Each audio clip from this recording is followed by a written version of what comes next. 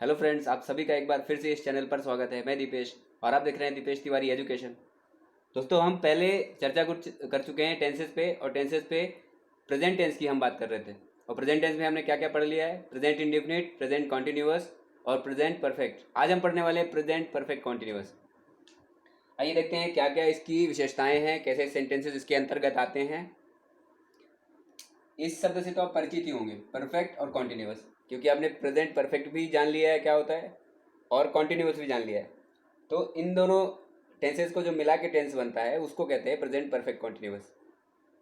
यानी इसमें कार्य कोई पूर्ण भी हो चुका है और निरंतर जारी भी है, ऐसा भी होता है। पहचान इसकी कॉन्टिन्यूअस वाली रहेगी। इसके लास्ट में रहा हूं, रही हूं, रहे हैं इत्यादि, ये सब देखने के लिए मिलेगा। और जब हम इसका सेंटेंस क्रिएशन करेंगे इंग्लिश में, तो इसमें परफेक्ट की भी खूबियां देखने के लिए मिलेंगी।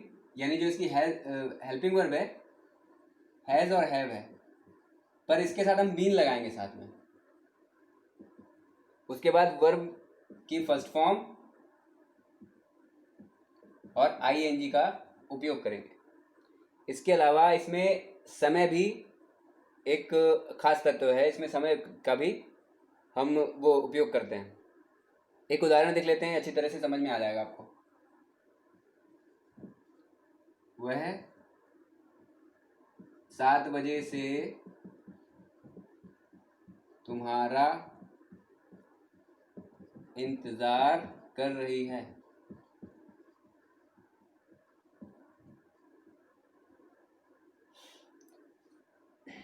वह 7 बजे से तुम्हारा इंतजार कर रही है। वह कोई लड़की होगी 100%।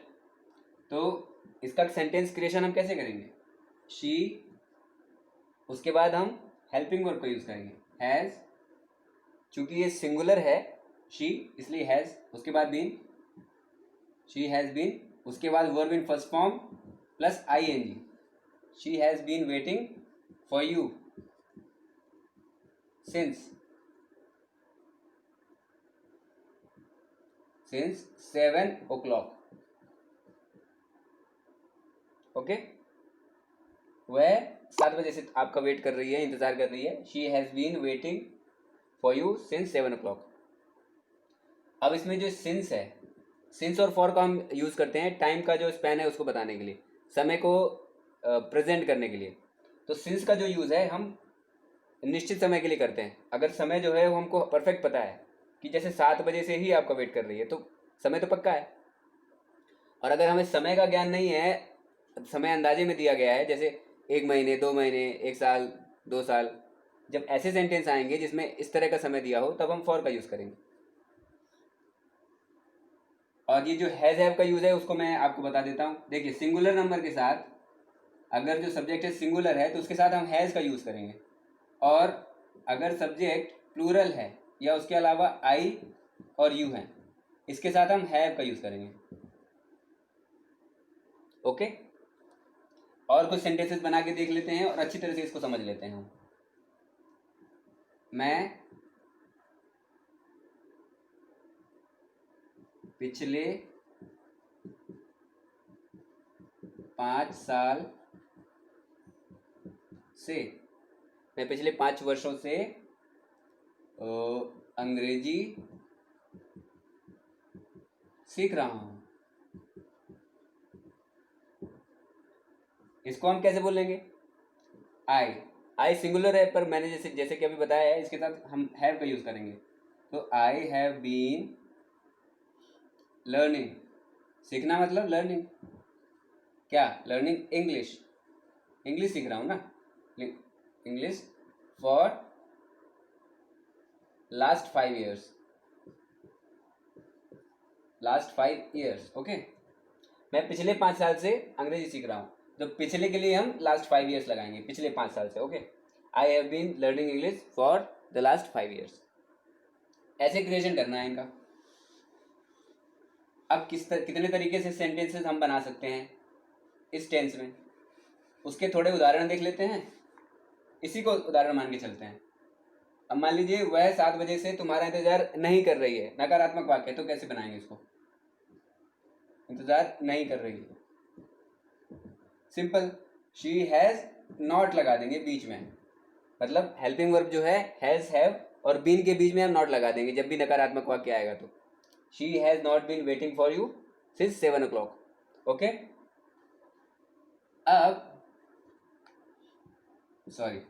अब जैसे इंटरोगेटिव है, इंटरोगेटिव सेंटेंस को हम कैसे इसमें इंग्लिश में परिवर्तित करेंगे, कैसे ट्रांसलेट करेंगे? क्या वह 7 बजे से तुम्हारा इंतजार कर रही है?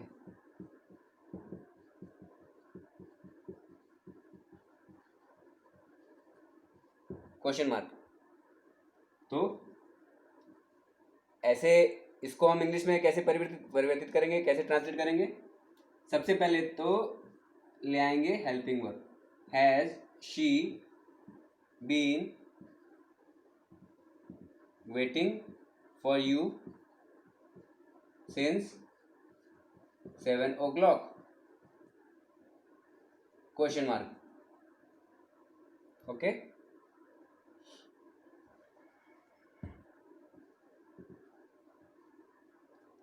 Has she been waiting for you since 7 o'clock? Exams में ऐसे कई क्वेश्चन आते हैं जब हमको एक टेंस दिया होता है और हमें टेंस परिवर्तित करके उसका ट्रांसलेशन क्या होगा ये हमसे पूछा जाता है।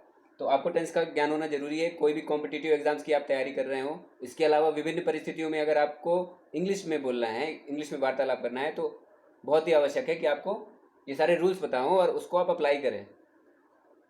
उदाहरण के लिए, सूर्य पूर्व दिशा में निकलता है।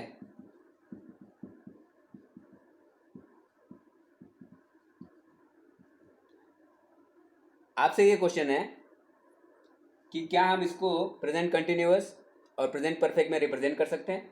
तो बिल्कुल कर सकते हैं। अगर हम इसको प्रेजेंट कंटिन्यूअस में करें तो क्या होगा? सूर्य पूर्व दिशा से निकल रहा है। तो कैसे किसको बनाएंगे कैसे? The sun is rising in the east. Tense परिवर्तित हो गया ना, प्रेजेंट इंडेफिनिट से इसको हमने परिवर्तित कर दिया प्रेजेंट कंटिन्यूअस में, क्योंकि इज आर एम इसकी हेल्पिंग वर्ब हो गई और verb in first form plus ING. The sun is rising, the sun is rising in the east. और सूर्य पूर्व दिशा में निकल चुका है, इसको क्या बोलेंगे? प्रेजेंट परफेक्ट टेंस हो जाएगा। तो माफ कीजिएगा, द सन हैज, सन अकेला है तो हैज लगा देंगे। The sun has risen, rise का थर्ड फॉर्म लगा देंगे, sun has risen from in the east. सूर्य पूर्व दिशा में निकल चुका है। तो ऐसे सेंटेंस क्रिएशन करना है, ऐसे आपको ज़्यादा से ज़्यादा प्रैक्टिस करना है। सारे टेंसेस को आप स्वयं से वाक्य बनाइए और उनको बदलने की कोशिश कीजिए कि हम इसको प्रेजेंट कंटिन्यूअस में कैसे बोलेंगे, प्रेजेंट परफेक्ट में कैसे बोलेंगे, प्रेजेंट परफेक्ट कंटिन्यूअस में इसको कैसे कह सकते हैं हम विभिन्न तरीकों से। और प्रैक्टिस कीजिए, कम्युनिकेट कीजिए लोगों से। अगर आप सही मायनों में इंग्लिश सीखना चाहते हैं, ज़्यादा से ज़्यादा प्रैक्टिस आपकी तब हो पाएगी जब आप इंग्लिश से घिर जाएँ, इंग्लिश की किताबों से घिर जाएँ। जब आप टीवी पे देखें तो इंग्लिश प्रोग्राम्स देखें, मैचेस की कमेंट्री सुने, लोगों से बात करें जो आपकी तरह ही अपने विचार रखते हों, जो स्वयं भी उत्साहित हों इंग्लिश सीखने के लिए। ऐसा अपने ग्रुप बनाइए। ज़्यादा नहीं कि उस ग्रुप में बहुत सारे लोग हों, 2-3 अगर लोग भी हैं तो भी आप अच्छी इंग्लिश बोल सकते हो। कुछ समय निकालिए और आप इंग्लिश पे ध्यान दीजिए और कुछ ही समय में बहुत बढ़िया इंग्लिश आप बोलने लगेंगे। उसके अलावा एक महत्वपूर्ण बात, ये जो अपना ट्विटर पे जो काम है उसको जारी रखिए। इसका बहुत ही अच्छा रिजल्ट निकल रहा है। Hashtag speak up for SSC railway students, hashtag speak up for teachers,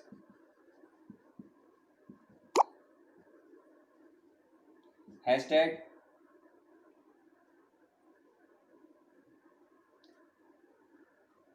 no job no vote. अपना ये अच्छा काम आप जारी रखिए और पहुंचाइए लोगों तक, ज़्यादा से ज़्यादा लोगों तक पहुंचाइए, ताकि सब तक ये अच्छी बात पहुंच सके। सबके लिए है ये, हम सबके लिए है, और हम अपनी सरकार से ये डिमांड कर रहे हैं। इसमें कुछ भी गलत नहीं है और शांतिपूर्ण तरीके से हम ये सब कर रहे हैं। अगर आपको वीडियो पसंद आया तो लाइक शेयर सब्सक्राइब जरूर कीजिए और अपने दोस्तों से भी कहिए कि इसको सब्सक्राइब करें। आपसे नेक्स्ट वीडियो में मुलाकात होगी, तब तक के लिए आप सभी का धन्यवाद।